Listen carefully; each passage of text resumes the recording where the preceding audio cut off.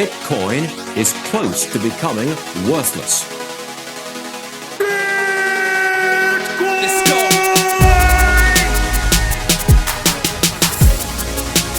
Now, what's the Bitcoin? Bitcoin's like rat poison. Yeah. Oh, The greatest scam in history. let's get it.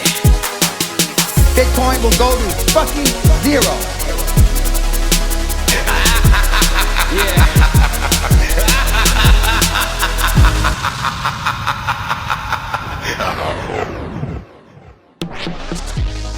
Alright, you ungovernable misfits. I'm your host, Max. Everybody knows that Bitcoin is useless, worthless, and doomed to fail. But what if everyone's wrong? What if it's the system that is doomed to fail? Join me as I speak to some of the brightest people in the space and slither to the deepest, darkest depths of the Bitcoin rabbit hole. Welcome back to another episode of Pleb Minor Month. As you know, this month has been extended because we just had so much incredible content. I'm sick again, but I've changed things up, so rather than having a flu, I'm now vomiting and shitting. So it's good fun here, but the content continues. This was an incredible episode. I really enjoyed recording it. I have got another one with Coin Heated and AI Pro Energy coming very, very soon. Close to finishing the editing on that one, so it'll be out in a couple of days. So just another massive thank you to everyone who's been involved in Pleb Minor Month. Thank you so much to everyone who helped with sponsoring it. And also thank you to my long-term sponsors. Foundation Devices, who are making... fucking hell, I can't even speak. Foundation Devices, who are making my favourite hardware. They are fully open source, have an absolutely beautiful design, and a world-class team. They have just hired Seth for Privacy to join their team, and yeah, I'm very excited to see what comes of that. If you haven't already seen these incredible devices, go to foundationdevices.com. You can use the code BITBYBIT to get $10 off your purchase. And we still are yet to release the pod I did with Bitcoin Q&A and Lily, and also to run the 2 foundation devices that we'll be giving away. That will be coming soon within the next couple of weeks. I'd also like to thank Fast Bitcoins for sponsoring this show, allowing it to continue and supporting it even though I continue to bash on KYC. There are very few companies out there that I would trust to send my friends and family who don't want to listen and don't want to do things the no KYC route. These guys really do things properly. They don't do any extra bullshit compliance that they don't have to, and they really do care about their security. I have a lot of respect for this team, and if you are going to go to a KYC service, then it really does need to be a good one. Check them out at fastbitcoins.com. Enjoy the show. Coin Heated, can you hear me? I can. Hello. Hey, so it sounds like we're both a bit jaded and not prepared for the interview properly, which is perfect. We can ramble away. Such is life. I've just poured myself a glass of wine because every other pod I've been doing today, I've been making a cafetiere of coffee, and then I suddenly realised, like, 4 cafetieres of coffee, this is not good. You're jittering all over the place. So a wine has been poured. See, we're pre-lunch over here. It's 11 o'clock in the morning, and I'm still going on my third energy drink. So we're catching up. It's all good. Well, welcome to the show. It's nice to have you on. Appreciate it. Thank you for jumping into this mining month. I know that from the pleb miners that I speak to, they have a huge amount of respect for what you're doing. And it's just great that you wanted to get involved and help other people. That's really, really cool. Well, and when I started in all my stuff, I was just kind of doing my own thing, and I didn't really even know much about the scene, and I just kind of seen what other people were doing out there, and it all started with a video of my swimming pool being heated, and then somebody found it, and then they posted that, and then all of a sudden I'm supposed to be on Twitter for some reason, and then everything just exploded, and it's just been a fun ride, and I just do it because I enjoy it, and really, I'm a pleb at heart, if you will. I'm not in it for like huge gains and mad money and whatnot. I like making stuff, I like doing stuff, and I like helping others. So if it wasn't for everything else that everyone else has done so far, I wouldn't be where I'm at. So I'm always thankful for everyone that's done all the wild and crazy stuff. Like the first person thought of, hey, I'm going to throw this ASIC in oil, see what happens. Yeah, well, you mentioned there it's not about the money, it's about making things and building. And, that's the thing that really keeps pulling me back in. And it's the reason for this mining month is that, we got something really special here, something incredible. And the more that we get plebs mining at home, the more we decentralize things, the stronger the network becomes, the more chance we have of succeeding. And without people like you documenting what they're doing and helping others, that just doesn't happen. And it's not something that is pushed really by a lot of the main channels, or the ways that people first come into Bitcoin is not like get yourself an S9, start tinkering around, learn how to mine. It's, go to an exchange, go buy Bitcoin, and it's going to make you rich. And, it's not what this is about to me, and it seems the same for you. Yeah, same here. Yeah, I started mining back before the pizza incident, and I tried it for a couple days, and it was it was all like command line syntax, and I didn't know what the heck was going on. And after like a couple days of work, I think I figured I had like 12 cents worth of Bitcoin, and there was no exchanges yet. I'm like, what am I supposed to do with this? And then I gave up for a decade, and then I kicked myself for the rest of the decade. And then finally in 2020, I'm like, screw this. I'm so tired of saying like, oh, I missed out. Oh, I missed out. Oh, I missed out. And then like, nope, forget it. I'm not missing out anymore. I don't care. I'm all in. And that's just kind of where I've been. And, it is still so early, and people are like, how many major dips has gone through now? There's that first one that went up to like 20K, then it crashed to like 3K and 6K and hovered around there for a long time. And having gone through all that, just even watching it, I was like, all right, it's here to stay. There's enough people in here that want it and will hold it no matter what. So, and just the decentralization that nobody runs it except for everybody is like, all right, cool, I'm in. Yeah, it's beautiful. So you were in very, very early then. Yeah, and I wish there was maximalists way back then. They would have been told me like, dude, hang on to this. It's good stuff, And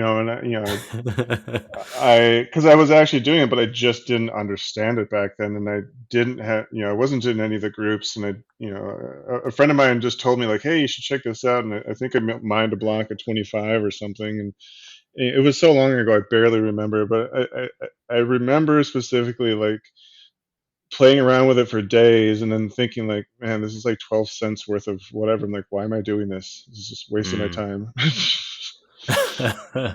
Yeah, well, like you said, there wasn't this kind of movement of maximalists and people explaining all the parts, and it's really hard to put all the bits together, isn't it? It's like it sounds like you're obviously a more technically minded person to be doing this so early. Yeah, I've been in IT for a long time, and so I had spare computers around, and GPU mining was like just really early, and it was super buggy, and there's only like a very few cards actually even worked for it, and so still CPU mining was possible. Solo CPU mining, if you can even believe that, it's like actually possible. But yeah, times are changing. And so now, obviously, this is becoming really quite a competitive market, and more people are entering. The hardware obviously getting more and more sophisticated. Absolutely. The thing that really interests me as someone who I have a couple of miners running, but they're hosted, so I feel like I can't actually say I'm mining. Yeah, it's like a disconnect kind of. But I'd really like to start in the UK. And the thing that I have to do here to offset some of the cost of the electric, because it's so high, is I have to use the heat. That's it. And that's what really sparked everything for me is, I was so, I got in 2020 and I got an S9 on eBay. It was like $180 shipped, and they put it in a cardboard box with no packaging at all. Nothing. It's just loose in the cardboard box, and so it arrived, and like both of the fans were damaged, and like I took a photo of it. I'm like, you forgot to add packaging. Like what? And then they just refunded it. Didn't want it back. I'm like, okay.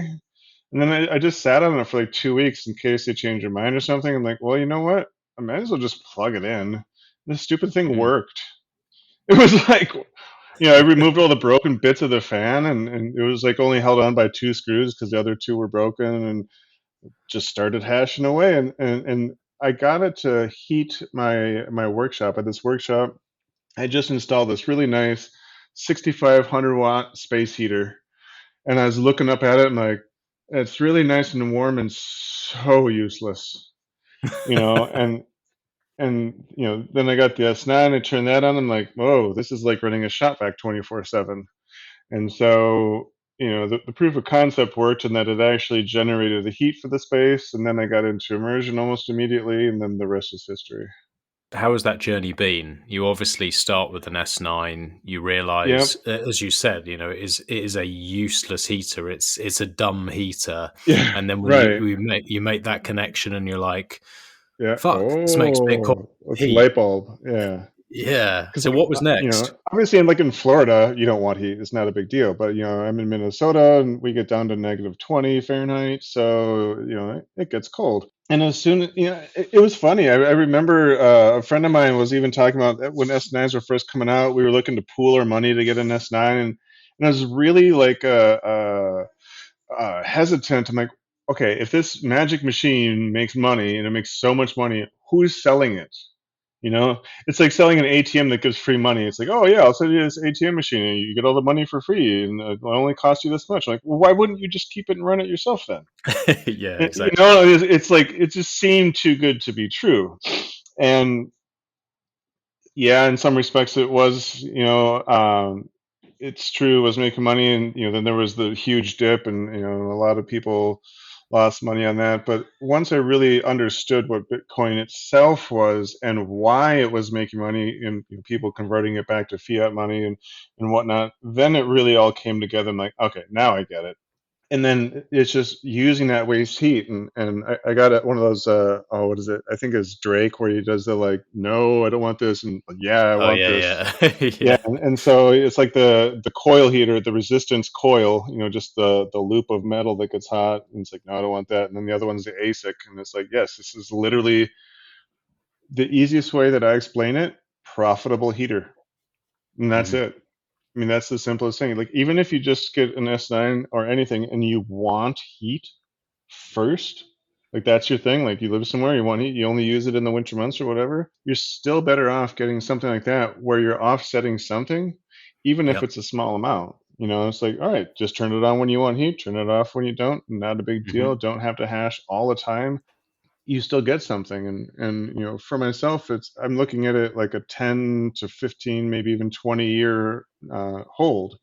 And so I'm not worried about how much it's worth today, because it's the exact same thing that I did when I first started mining. I'm like, man, it's like $10 today. I made like, woo, big deal, $10. And that would have been the same thing way back then. Like, if I had gotten $10 worth of Bitcoin, I'd have like 1,000 Bitcoin right now. And it's like, oh, frick, you know? Back then it was nothing, though. It wasn't even, it was barely worth a penny or something, and it was so trivial that nobody even wanted it. And so now when you think of sats, and it's like, oh, I only got $10 in sats. Like, yeah, but in 10, Mm. 15, 20 years, you're gonna look back and be like, oh man, why didn't I do that? As time goes on, it's not only becoming more obvious that Bitcoin works and that people want it, but it's also becoming more obvious that it's necessary. And I think the thing Absolutely. is, you've got a group of people who are very passionate about this, who, we lurk on Twitter and we have these kind of conversations. And as time passes, it gets to a point, certainly for me, I'm thinking, well, there probably will be a time that I'll sell a little bit of Bitcoin. Like, I'd like to Oh have a yeah, family. I'd like to have a absolutely. home. I'd like to have these things. But it would take quite a lot for me to do it, because I'm thinking, well, this is my way of defending myself. This is my way of actually saying to Right. governments around the world, no, you can fuck off. Like, this is not right. And so that's what I love about this mining space, is like, of Uh-huh. all the people who are really trying to build and defend the network and do things properly, like, it seems like it's these pleb miners who are just out there just going, right, I'm going to get these KYC free sats. I'm going to do things properly. I'm not afraid to get my hands dirty. I love that about this Hmm. community. Yeah, totally. And another thing I really like about Bitcoin is that absolutely no one can stop it at all. I mean, yeah, governments can ban it, but it's like, it's like banning the internet. It's like, well, great, I use China as an example. They got the Great Firewall of China and they ban all kinds of stuff. There's ways around everything. Somebody in China can get to Facebook or whatever other things they're blocking. It's, with a VPN or this or that, like you can't actually block it. It's just technically impossible because of how distributed it is and that there is no central authority. And it's just phenomenal that there is none of that. I mean, it's such a best use case scenario of open source and it just being available to literally everybody. And nobody has a better advantage than anybody else. And yeah, I get like ultra miners like Windstone and Riot and stuff. They got hundreds of thousands of miners or whatever. Yeah, they put their money in, they got the advantage, but they're still playing the same game that we're playing, just with a lot more resources. Yeah, absolutely. And that sort of stuff just doesn't interest me as much because it's not. Right. When I see smaller operations, people have lots of issues that they've got to iron out. And as they try and work out these problems, it then helps 10 other people. And then that person helps 100 other people.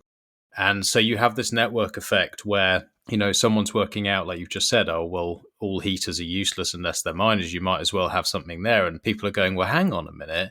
When these S9s drop to, such low values they are now, people are probably thinking, I've got a garage I want to heat. It might only be for half the year, but if I'm buying this machine as cheap as I am, I'm going to learn something and I'm going to be warm. And that's it. Yeah, and it's like, I mean, I don't know what they're going for now, but they dropped to like $50 or something. It was such a trivial amount that it's like, you can turn it on for a while, you can use the heat, you turn it off, big deal. Maybe you only get 12 cents in a day, if that, and that's fine. But if you're just doing it with that mentality of, hey, in 10, 15, 20 years, I'll turn back around and be like, dang, I can buy, a new Lamborghini now with the space heater that I used 20 years ago or whatever it is, it's like, and what you really have to have that long-term look at it, I think, because there's so many crypto coins out and it's like, I just want to get rich tomorrow, right now, 1,000x, leverage. And, great, fine, good, whatever, have fun with all that. But, what I see in Bitcoin is just so much more stability over the long term that it's the only time in my life that I've actually saved money. And I consider it a money because that's really the only thing that it does. It's not smart contracts and securing your NFTs and what, it's just, it does the one thing really, really, really well. And that's it. And I love it. What do you think happens if this succeeds and people can actually store their time properly? Do you ever sit and think about how it changes the world? Yeah,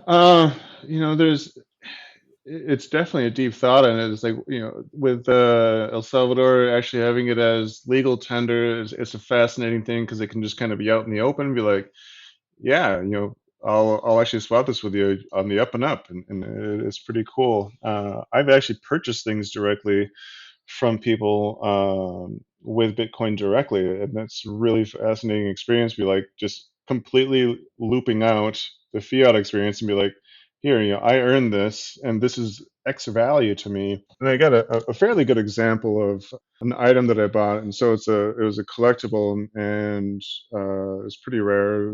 One went on sale, and it ended up being it was like there's like 0.18 Bitcoin at the time. And, it's like a few $1,000s. I'm like, man, that's just ridiculous. And so it came down. Another one came along like 6 months later or something like that, and the price of Bitcoin had changed or something, and the fiat value of this item went up, but the Bitcoin value was 0.13 this time. And so when I look at it, I still think I got a better deal. Despite the fiat value being higher, I spent less Bitcoin on the same amount of thing. And it was like the first solid example in my actual life where I was looking at something like, I paid less for the thing because the value of Bitcoin It's like what do they call it? Like a deflationary asset. So Mhm. the same things cost less and less and less over time instead of inflationary, where like loaf of bread was $1 and now it's $2 and now it's $5 and whatnot. Like I actually got to watch that in process for a thing that I actually wanted, and then I used Bitcoin directly to purchase that, and it was awesome. And then that Bitcoin came from miners that were heating the things that I wanted hot. So it was a pretty big the whole ecosystem all came together for me, and like, oh yeah, I totally get it. This works. It works. It actually works. Would it be doxing to ask what the collectible is? No, I don't think so. It's a Kielara. Hopefully I say that right. I only see it in text, but so it's a artist. I don't remember his last name, but it's artist Max, like M something. He made these really exquisite hardware wallets, basically, is what I'll call them. Mm-hmm. So there's the public key on the outside, and the private key is within this art piece. And the only way to get the private key is to completely destroy the art piece. And so it was really this first fusion, that I know of Mhm.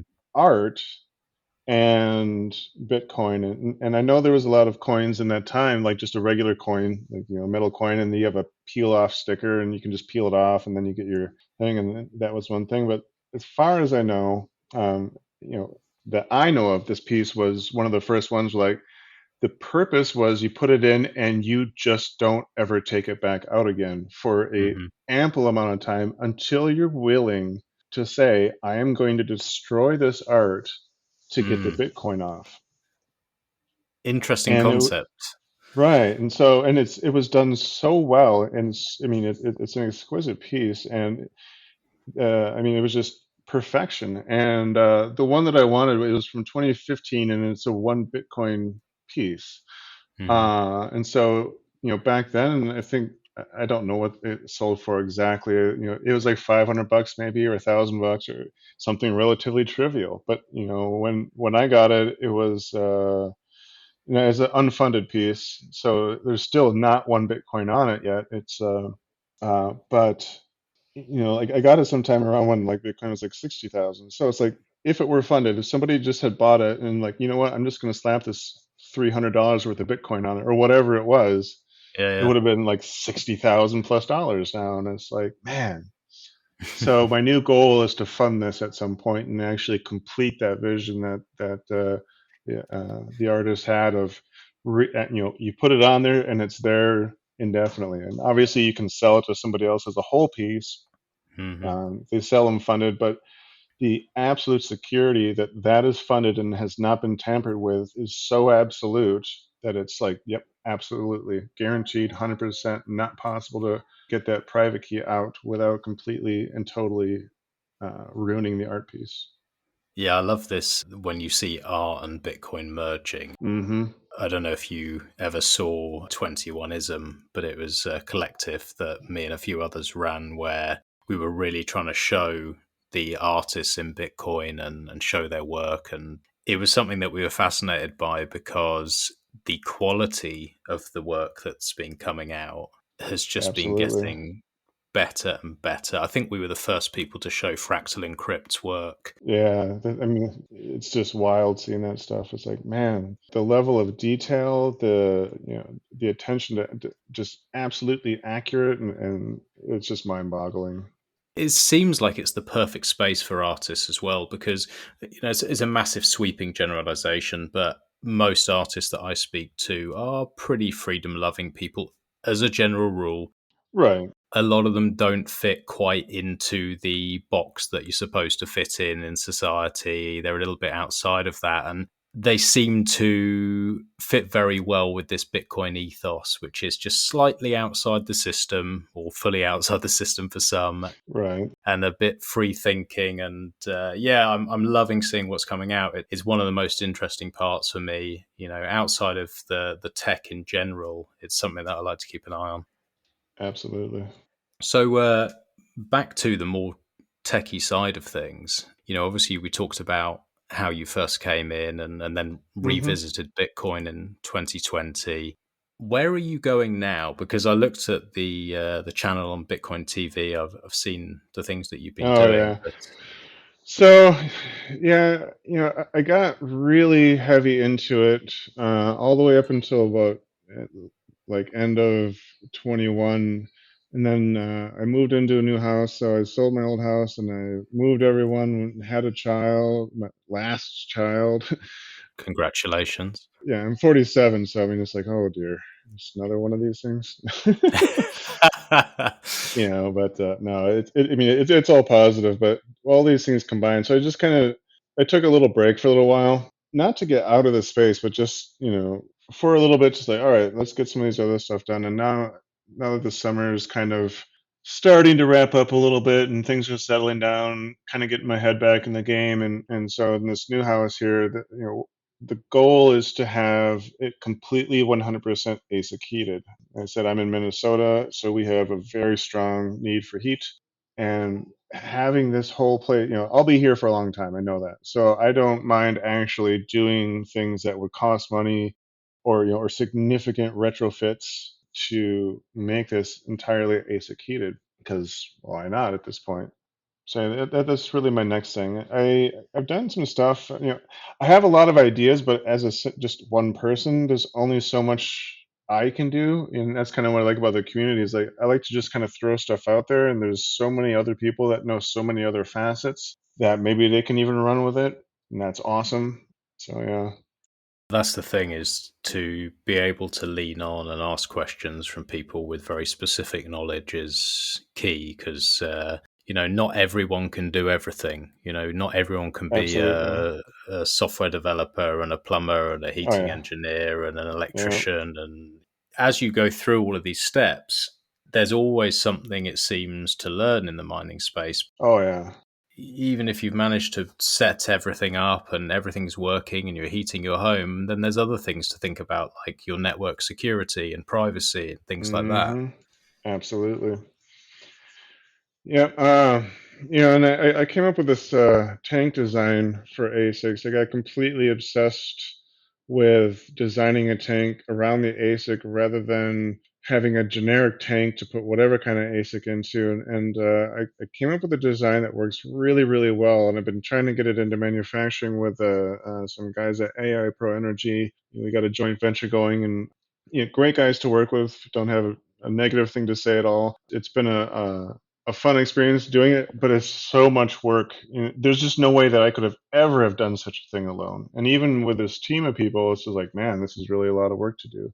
So, like when I say all these other, companies and even people that have come before and have done all these things, like I have a lot of respect for everything that they've put into the space on their own and brought in because it's just it is a huge amount of work, but get it out there and see what happens. So, working with these guys, like you said, for a specific miner, are you thinking to produce these for different models, or is it just one model you're going with? Right. So I started with S19s, and when I look at what's out there right now, there's a lot of amazing stuff, and everything out there had an oil pump, and the oil pumps from the bottom. It goes up through an overflow over the edge, and then back through a liquid to liquid heat exchanger, which is usually a brazed plate heat exchanger, and then that goes back through. But then you have to flip the cards around because the cards have to have the flow going a specific way because the cards are made for a specific flow direction. And if you don't flip those over, then all your cords are facing straight down, and then that doesn't work. I'm like, why, it's awesome that we've started this way because somebody had all the thought of like, wow, let's throw this thing in oil. Then they found out like, well, if you don't have the flow going this way, it heats up too much because of this, and then this, and then this. And so taking all that stuff that's been found out so far, I'm like, okay, but what if we just got rid of all that stuff and I just got completely obsessed with a loop of oil. And the way that my mind works is I took this ASIC in the air in my mind, and then I threw a oil loop that is just floating in free space in the air. I'm like, how do I can see how it would work, and like, how do I package this into a tank? And eventually I came up with a design that I have, and instead of using an oil pump, it just uses the fans, and then the fans move the oil, and it actually works really quite well. A lot of people are like, oh, you can't use the fans. I'm like, well, you know what, you can. It works actually pretty good. I've actually never had a fan failure in oil, except for one specific brand. But I take that back. There was one other one, but generally speaking, it's worked out quite well for me. No oil pumps, no oil rated lines. Heat exchangers built into the tank itself. It's an extremely small footprint, and it's specifically made just for S19s, rather than having just a catch-all for whatever. When you're saying about these fans, Mhm. you mean the fans that are already attached. So you're not spoofing or doing any of that stuff. You No. are literally using the fan that comes with the machine. I am. Now, to be fair, the fan, you do have to either spoof a signal back if you want to use stock firmware, which I think is silly, because why would you want to run stock firmware when you're doing immersion anyway? That's a different problem. I use Brains. I just like it. It's open source. It's a great bunch of people. But there's other firmware out there. I'm not saying like this is the only way to go. But what I found is that the fans run, if you power them at 100% and then you just ignore whatever the signal's coming back, it moves a solid amount of oil through those heat sinks on there, and it actually keeps the chips significantly cooler than a slow flow rising up, and that's what I've gone with. So very interesting. I would never. I mean, I'm not an engineer, so neither am I. but just in my head, I would think, oh yeah, that wouldn't work to have the fans. But now you say it does make sense. And so what I did is I did a bunch of searching on immersion, and I looked way back into, like stuff that was years old for computers. And these guys ran this computer in, I think it was mineral oil, but the concept's the same. And they left all the fans on the CPU cooler and stuff. And they said they ran it for like 2 or 3 years and never had a problem. And so when you really think about it, like, oh, the load's too much. I'm like, well, but it's an electric motor.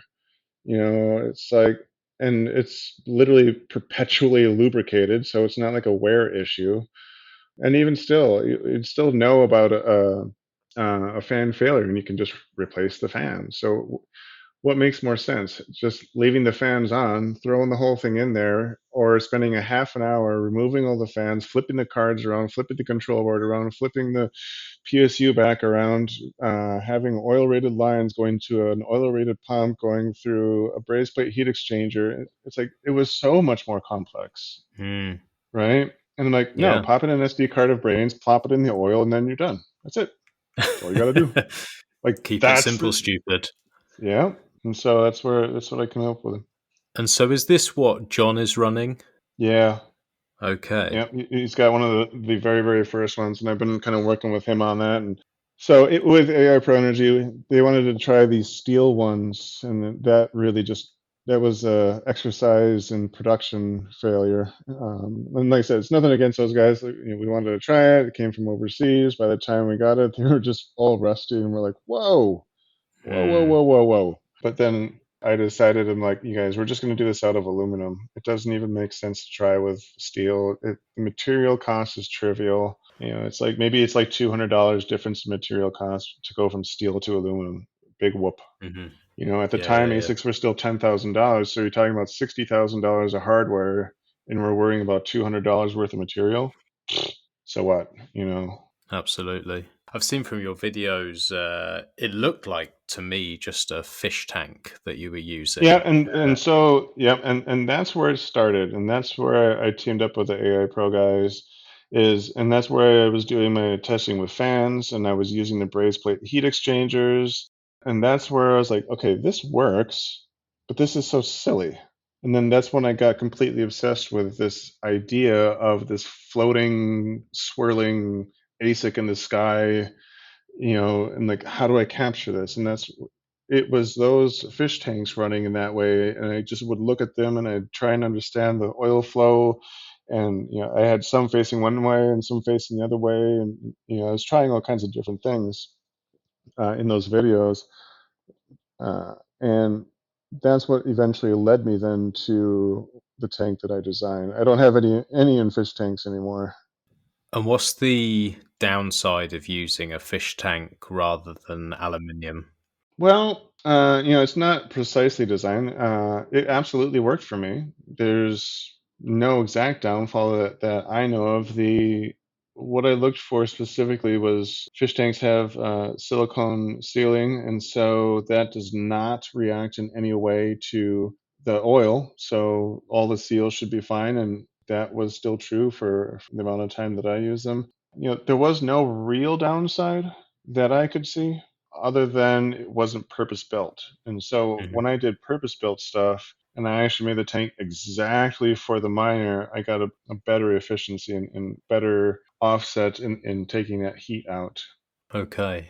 And actually in those fish tanks, I still had an oil pump going through the braze plate heat exchanger, so that wasn't as an ideal of a setup in that, but it could be done that way. And someday I'll get back to tinkering around and see if I can do one of those fish tanks with the same concept that I have for at-home mining, just kind of Mm. open source because it's just off the shelf stuff. It's like, hey, if you want to do this, give this a whirl.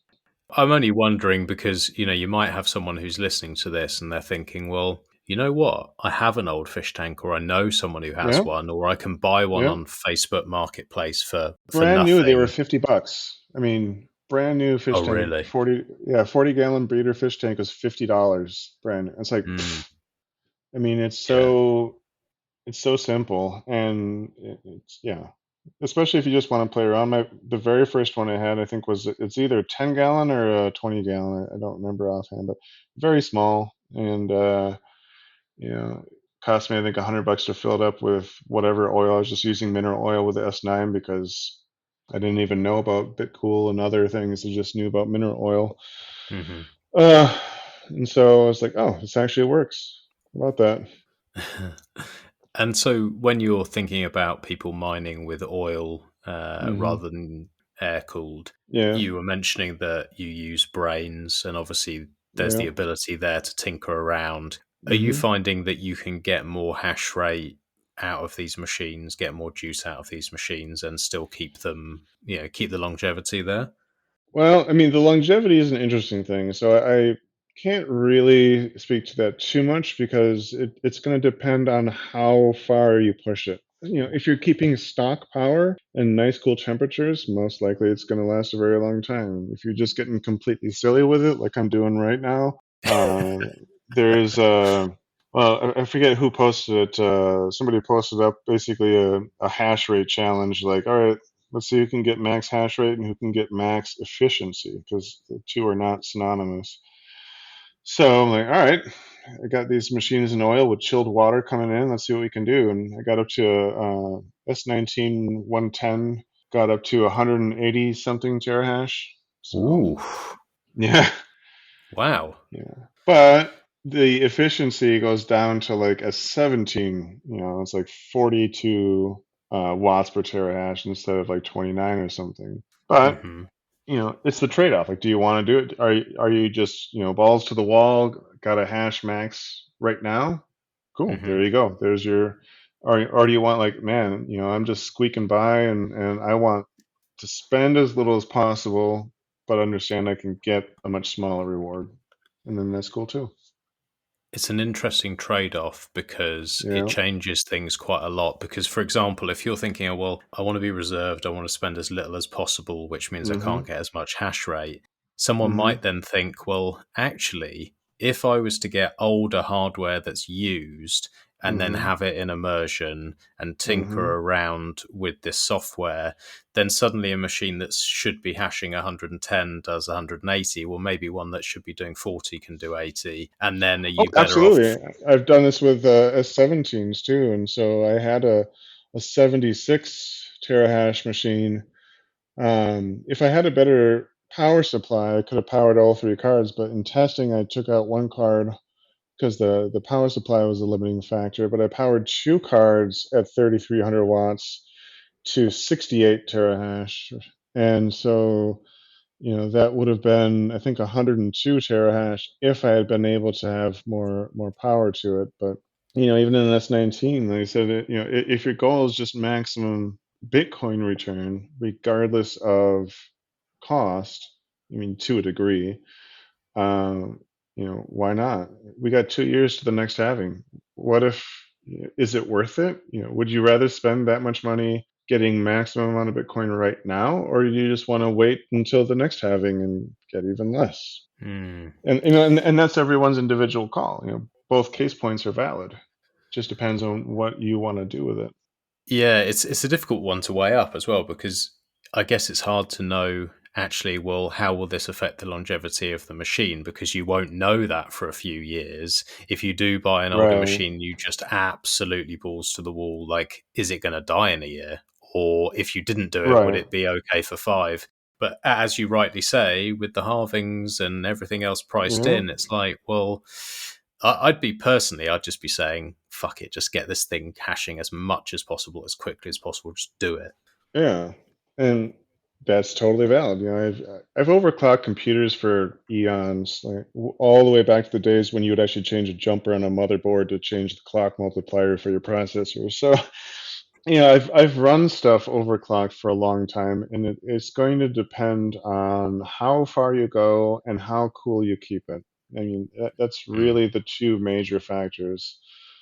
If you can keep it properly cool and it's not just absolutely insane, you probably won't have a problem. Not saying you won't at all, but the chances are it should be all right. I've taken an S9 to 2400 watts and it was like running at 950 megahertz, which was just, what was it? I don't even remember what the hash rate was, but it was almost double the clock speed. Because I think stock, don't quote me on this, but I think stock is like 525 megahertz, and then so it went up to 950. So not quite twice, but it was just like, okay, cool, we're doing this. In oil, it could handle it because it was cool enough. And so these S19s are very similar to the S9s in their stability. S17s were a hot mess, but the S19s just seem to be like, yep, all right, we're going double speed. That's fine, whatever. Well, that's good to know. I have a couple, because everyone seems to say about these Watts miners being more stable, and that seems to be general consensus. And a lot of people I've heard say, "Oh, I'm not sure if I'd want to run S19s," but from what you're Yeah. saying, maybe that's not correct. Everything that I've seen, the S19s are going to be the next S9s, in the sense that that's like the staple one. That's the one that's going to be around for a long time. I've had Okay. S17s. Most of what you saw in those videos were probably all S17s. They're finicky, they're fussy, they're dreadful to work with. They technically work sometimes. But S19s, S19s, people say like S9s are just like, they're just a tank. I mean, somebody shipped me one with no packaging at all, and it They just got put a dinged. stamp on it. Yeah, and I just plugged it in and be like, cool, we're hashing now, and it's like, oh, like, yeah. And so what I've personally seen so far from S19s is similar to that, is that they're made to go beyond what they're currently set to by default. I was having a conversation the other day with Michael Schmidt, and he was saying to me, I don't know if this is something you know about or whether I've got the wrong end of the stick, but he was saying that in theory, there is a way to take the heat from a miner and make that create cool air or cool liquid. And I'm not sure exactly how that's possible or if you've heard of it. But when he was saying it, I was thinking, well, if that is possible, is there not a way then to create the heat, use the heat, and any excess heat then creates the cooling, which then cools the machine? Yeah, there's a whole sub community, I would say, almost, of using the waste heat to somehow generate electricity or something to turn back into the system itself. And I don't get too much into that. It's a fascinating thing. Your temperatures are only going to get up to about 120-ish degrees, 140 if you're doing direct oil temperature. And you're not going to power like a steam engine because it's below boiling. So there's a bunch of other things that have been talked about. One thing I find completely fascinating is this. I don't know precisely what it's called, but basically, like cow poo and stuff, they take into this thing, and then they put it into some sort of a large bin, and then it creates heat and stuff, gives off methane, and that methane or whatever gas it gets off, they run it through a generator, and then that produces electricity. And then what I've been told, and again, don't quote me on this, I'm not the expert on this at all, but is that the warmer that mixture of waste is, the more gas it gives off, the better the whole system works, in which case you get more electricity, in which case you feed back into the system again. And, you know, it's fascinating because you've already got the waste anyway. You already want to get rid of that. It's similar, but not the same as the flare gas issue that the oil fields have, where they're already burning this excess fuel because they don't have a way to get rid of it. And you know, they're out in the middle of nowhere. They can't pipe it or whatever the problem is. They have all this extra fuel in the middle of nowhere. Great, stick some ASICs out there, off you go. Problem solved.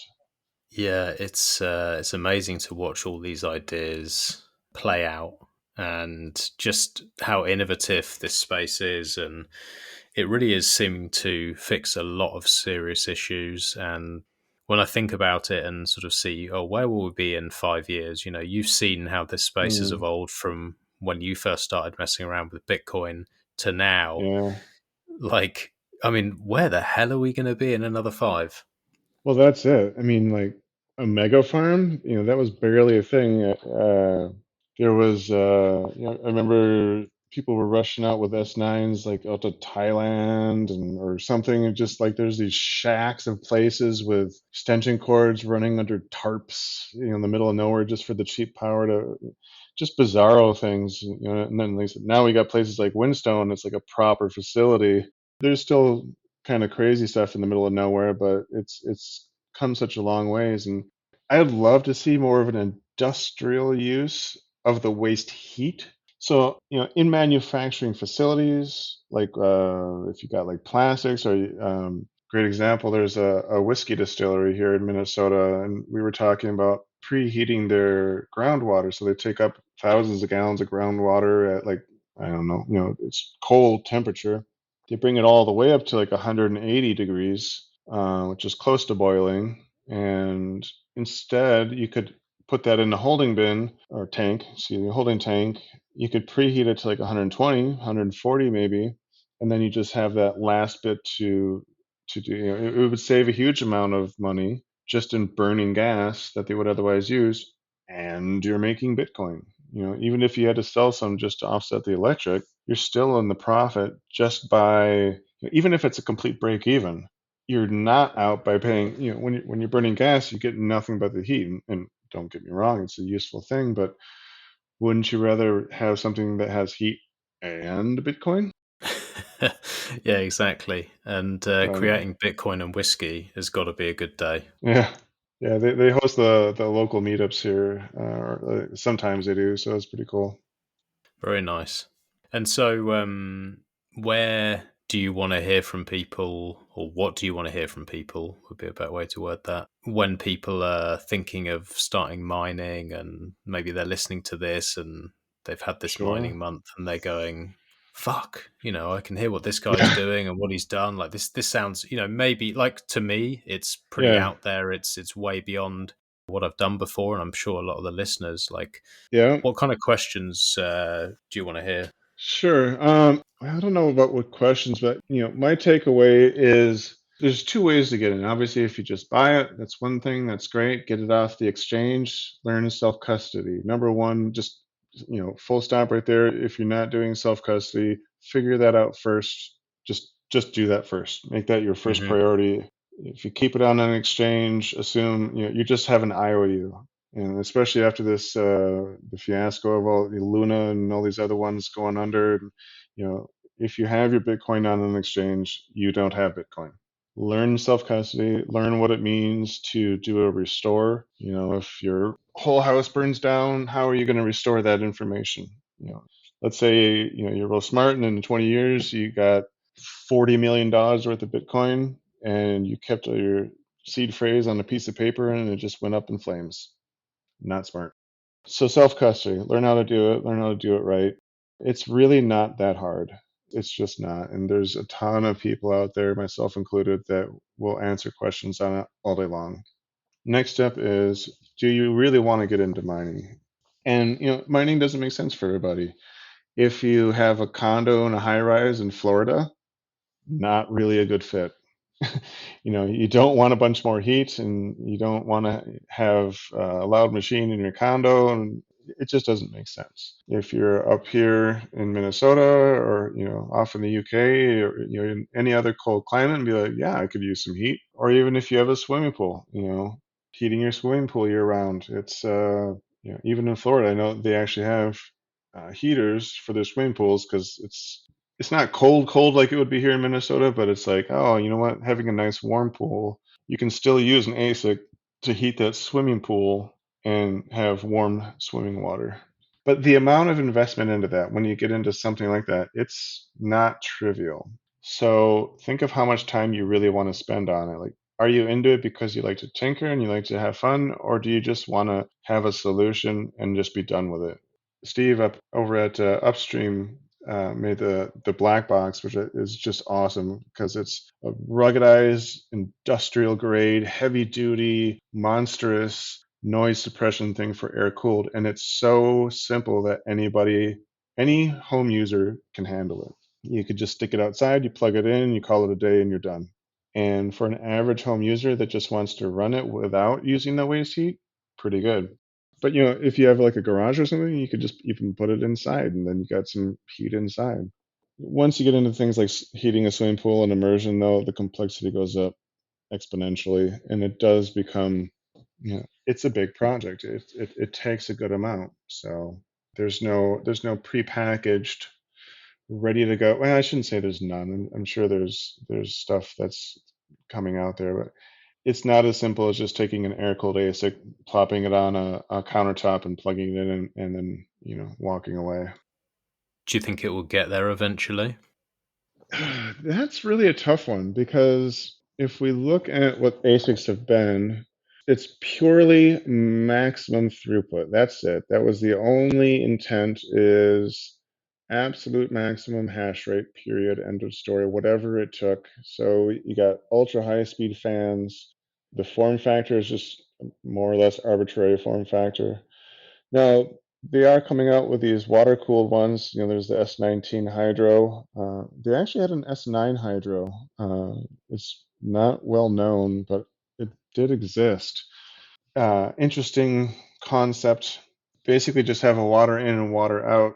That would definitely alleviate the heat issues, but you still have to hook it up to a radiator somewhere or get that heat back out somewhere. The S19 Hydro is 3-phase power, and us wacky Americans with our feet and inches don't like 3-phase at home. We use single phase, and it's more strange because we use 2 separate single phases together to be a dual single phase. Whatever. Anyway. So no love for the 3-phase power supply S19 Hydros here in the US. Okay. With that aside, do you think that moving to hydro with these miners is something that would be smart? Or do you think now, with the leaps forward that you've got with immersion cooling and the things you're doing and others are doing, that it's kind of irrelevant? There's definitely been debate on that. And I see two schools of thought. So if you're looking at a data center-ish style setup, a water cooling setup that has very tight controls of temperature, yeah, that definitely makes some sense to do a straight hydro. Now, if you're talking about an oil field in the middle of nowhere in North Dakota, where you can get to -40, and then in summer you get all the way up to like 105, just wild swings, having something in immersion completely eliminates the risk of dust, debris, moisture, anything else that would have gotten into those miners. Even with the best filter, it really insulates it against all those elements. So if you're talking about a hostile environment, I still think immersion compared to hydro would be a better way to go. I've seen water cooled stuff, and I know that if you have enough temperature fluctuation and humidity, you can get condensation. and condensation on machines is just not too good. Yeah, it doesn't sound so good. Also, the other thing I was thinking is if you're building out like a purpose-built warehouse or something like that, and you're doing this at a large scale, it would make sense to me logically that you buy these machines and you put them into immersion rather than pay the extra for the water cooled on every single machine that you buy. You know what I mean? It seems like that would be more cost effective. Yeah, and they're new enough that I've not seen enough of them. Bitmain has a minimum order quantity of 190. So that's, and really they only even warranty it when you use their amp box or whatever basically they sell the whole container as is with machines built into it. And, it's its own purpose-built setup thing. That's fine and good. WhatsMiner came out with theirs. It's more like a standard rack setup, and it looks to be a 2U. I could be wrong on that, but it's a more standard form factor. But again, just water cooled. It's a water block. And if you have temperature control and you're not having crazy wild temperature swings, I think it could work very well. One thing I don't like about the Bitmain setup is on each and every single miner, there are 14 individual water connections per miner. That's 14 points of failure for every single miner. And I just and you have 190 minimum. That's a lot of connections and a lot of points of failure. 2,660 individual connectors with 190 with 14 each. So, in immersion, you have a water in, a water out on my tanks anyway. That's it. 2 connections per 6 miners. So it's, a third of a connection per miner instead of 14. Yeah, that sounds better to me, to be honest. I want to say thank you for taking your time, not only to come on the show, but documenting everything you've been doing and being as active as you have been and getting involved in this mining month. It really is great to have you on board. And I would urge anyone who's got questions to reach out and speak to CoinHeated and all my the other DMs guys. are always open, and my DMs are always open, and I try and respond. So, if you got questions, reach out. If I don't know, maybe I can point you in the right direction. Excellent. All right, cool. Well, thanks for your time. It's been really good chatting. And yeah, I appreciate it. Yeah, I thought it was going to be a dumpster fire after all my coffees, but I really enjoyed it. Yeah, likewise. Cool. All right. Well, if you just stay on the line for a couple of minutes and I'll make sure we get the audio. But yeah, thanks again, mate. You got it.